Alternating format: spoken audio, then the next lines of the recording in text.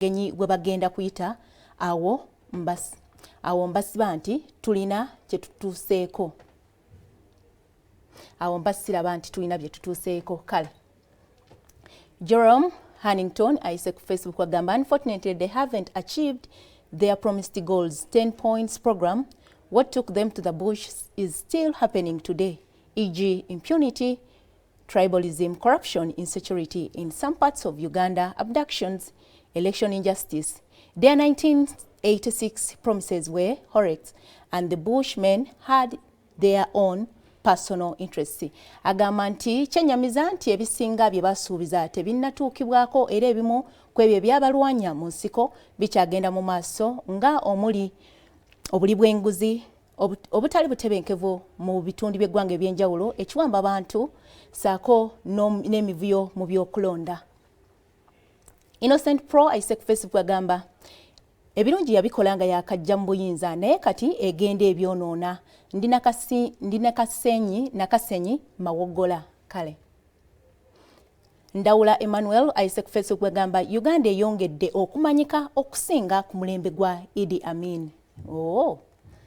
Tweyongereyo tina abalala. Salongo Sevume agamba butebenkevu kyokka naye ebirala biganye kubanga ne bwe tweyumirizaamu bya mulembe gwa Obote. Kale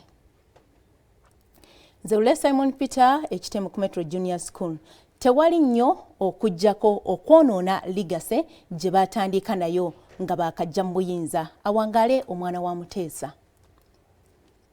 Betty Bwanika ayise ku mukutu gwa X agamba kwendi wano ekiriri Gomba ku myaka 38 nga NRM efuga tewali kikyuseeko wabula okudda emabega era tukyafumbisa amasiga 3 ntumiddeko omukadde anzaala mukyala Nakaggwa ekiriri Gomba. Kale Wheat Prosper ayise ku X agamba it has improved relationship between Uganda and the African countries. Agamba nti eyongedde kwongera ku nkolagana wakati w'eggwanga lya Uganda n'amawanga amalala agali mu Africa.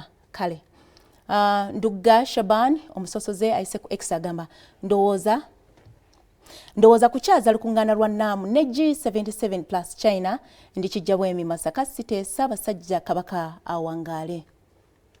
Kale zeze zimu ku ndowooza z'abannaffe abataddeyo edda ku mikutu gyaffe gye mugatta bantu mwebale kuteesa buli lunaku ne mubanga ate mutambulira wamu naffe atanateekayo yitayo tekeyo endowoozayo bannaffe bajja kubanga basoma gwe kyolowooza.